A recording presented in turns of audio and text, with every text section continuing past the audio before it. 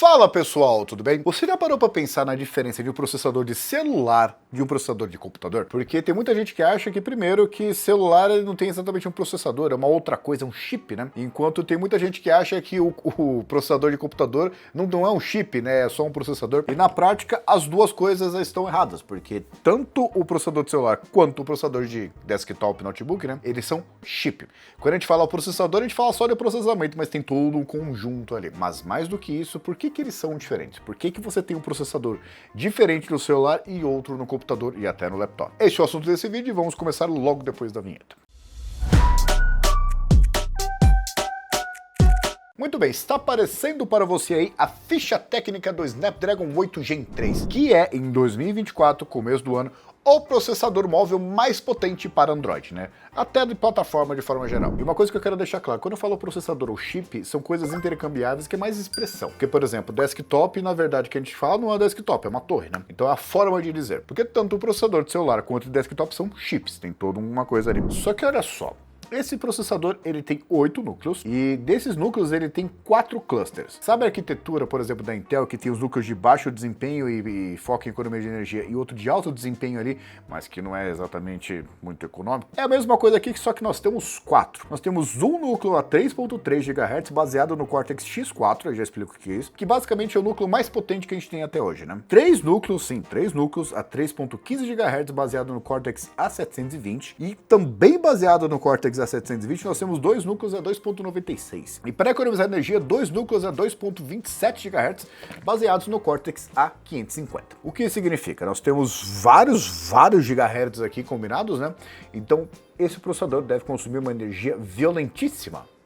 Não, ele consome, vocês estão vendo aí, 6.3 watts constante, sustentado. Então tem todos esses megahertz e gigahertz aí funcionando, e eles funcionam ao mesmo tempo, aí é uma questão de distribuição de carga ali que o sistema operacional faz, mas tudo isso por 6.3 watts. As lâmpadas, uma das lâmpadas aqui que está me iluminando, ela provavelmente é 100 vezes mais potente que isso.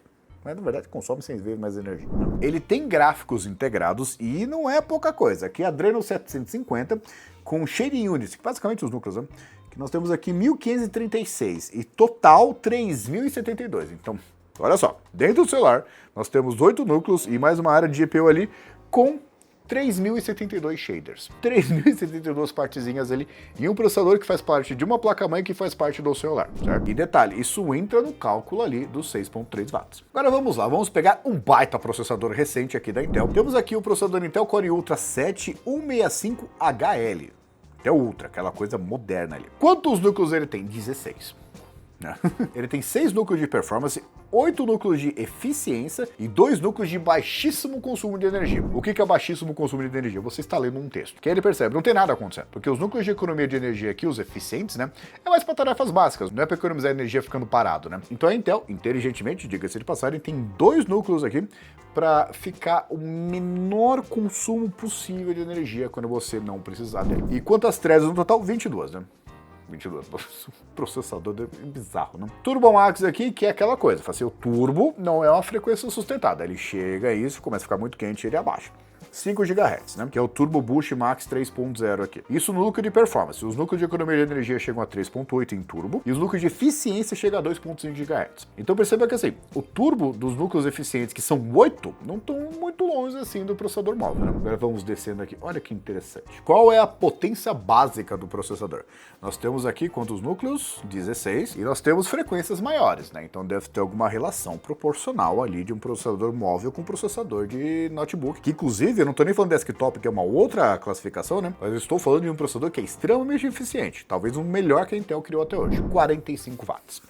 Ah, mas 5 GHz, 5 GHz em turbo, porque ele chega a 115 watts, 6.3 watts sustentado, turbo aqui de 115 watts. Potência mínima é que basicamente você configura a máquina em particular ali para ela trabalhar com uma frequência diferente para economizar energia. O mínimo que ele trabalha é 20 watts e dá para você aumentar essas frequências, aumentar a base de frequência, chegando a 65 watts de TDP. 65 watts, 6.3 watts. É mais do que 10 vezes. que é a configuração desse processador aqui. E ele tem gráficos integrados aqui, que é o Intel Arc, né, com frequência máxima de 2.3 GHz aqui, um monte de coisa legal, tá tudo certo. Cadê? Tem traçado de raio, também conhecido como uma tradução que fica meio esquisita em português, né, de Ray Tracing. Eu imagino que ninguém vai pegar um processador desse e falar, poxa, eu não gostei. Não dá para não gostar de um processador desse. Por que essa diferença? Porque se nós analisarmos o gráfico de desempenho de cada um, primeiro que ele fez comparar, já explico por quê. Mas o desempenho que a Intel oferece não é proporcionalmente maior ao consumo de energia que ela usa, né? E acontece porque nós temos dois tipos de arquitetura, o CISC e o RISC. O RISC é a arquitetura ali dos processadores móveis,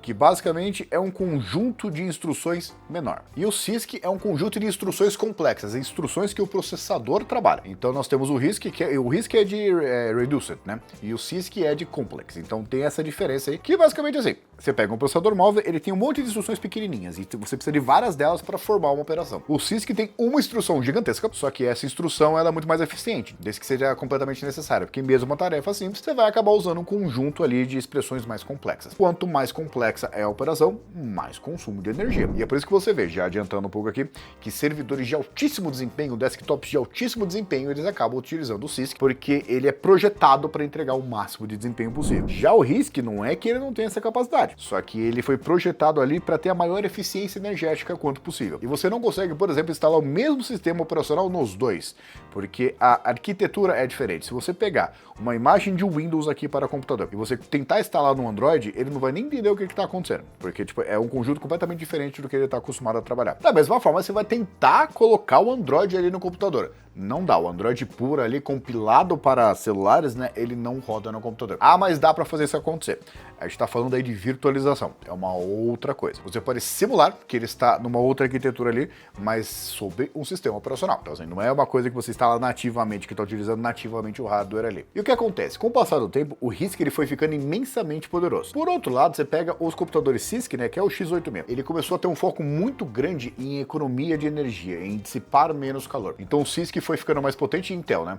Foi ficando mais potente com foco maior em economia de energia. E o RISC, ele começou a aumentar muito o desempenho, mantendo aquela proposta ali de economia de energia. E a verdade é que, assim, tem uma certa classe de produtos onde os dois competem um com o outro, né? Porque você tem processadores ali, por exemplo, da Qualcomm, né, Samsung e tal, que você consegue ter um bom desempenho ali com uma boa economia de bateria. Da mesma forma que a Intel, ela consegue criar processadores que têm um baixíssimo consumo de energia dentro da plataforma, né? E que entregam um bom desempenho também. Tem meio que um overlap aqui, entendeu? E é por isso que você não pode pegar uma placa-mãe de celular, que não sei se você já viu uma placa-mãe de celular moderna, mas é um negócio desse tamanho. Enquanto isso, uma placa de notebook, por exemplo, ela pega geralmente aqui metade dele, e há projetos que a placa é quase do tamanho do celular, que, novamente, tenta aproximar a economia de energia e a eficiência do ARM. Só que o ARM, mesmo que você pegue ele e tente extrapolar, poxa, se ele é tão econômico assim, se aumentar ainda mais as frequências, colocar ainda mais núcleos, então ele vai começar a ameaçar ali os CISCs, né? Sim e não. Porque quando você aumenta demais uma certa frequência, e é por isso que os processadores eles acabam limitando, né, ela, né? O consumo ele não cresce proporcionalmente. Se você tem 2.5 GHz e sobe para 5, não é que ele vai consumir 2 vezes mais energia. Ele vai consumir várias vezes mais energia. Da mesma forma, quando você está a 100 km por hora e vai para 200 km por hora, não faço isso, você percebe que o consumo do seu carro ele não é proporcional. Eu lembro até hoje assim que um Passat 2012, né? Eu fiquei surpreso que ele é 210, eu só vou deixar essa informação, não vou falar nomes, mas um Passat 2012, aquele motor TSI 2.0, né? Ele é 210 e ele faz 2 km por litro. Você não, né? Que foi uma história que me contaram. Mas você vê o ponteiro ali de combustível.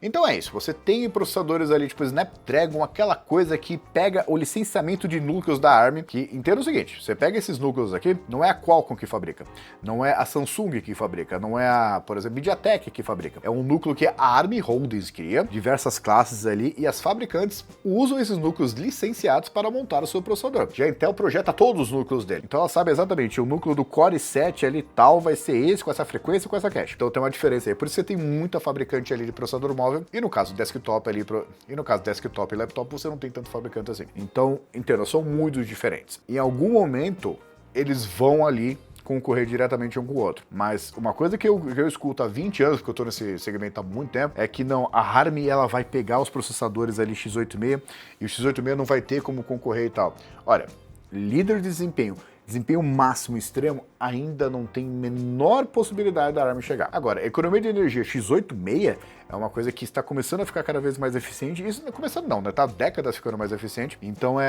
o caminho que eles trilham é diferente, os alvos são diferentes, né? E até hoje eu escuto que no final nós teremos uma arquitetura que vai dominar todas as outras e tal. Só que assim, dizem isso há bastante tempo, né? Só que ultra finos, ultra portáteis, coisas que precisam de fato funcionar só a bateria, a ARM ainda manda. E no caso do desempenho mesmo, que é aquela coisa eficiente, não, eu quero todos os FPS do mundo. Intel, x86 de forma geral. Então eu espero ter ajudado na diferenciação de cada um dos dois, porque a ideia de fazer esse vídeo, inclusive, é que eu escutei, assim, alguns, chamemos de parentes, né? Que eles mal sabiam que o celular tinha processador, né? Eles acham que a ideia é só que o computador tem processador, tem núcleos e tal, enquanto, né, o celular, ele funciona por mágica. E eu até falei, você pega elevadores, até eles têm processadores, né? É que no caso são processadores embedados dedicados. Mas tudo que opera tem um processador, né? Então, dito isso, coloca aqui embaixo se você sabia dessa diferença. Eu me reservei aqui muitas licenças poéticas, né? Porque é um assunto muito complexo. Tem uma matéria da faculdade chamada Arquitetura de Computadores. E é surreal como é difícil. Caramba, poxa, eu tenho facilidade com informática. A arquitetura de computadores é a mecânica dos fluidos de engenharia, só que de computação, sabe? É uma comparação bem justa, inclusive, né? Então, dito tudo isso, até a próxima.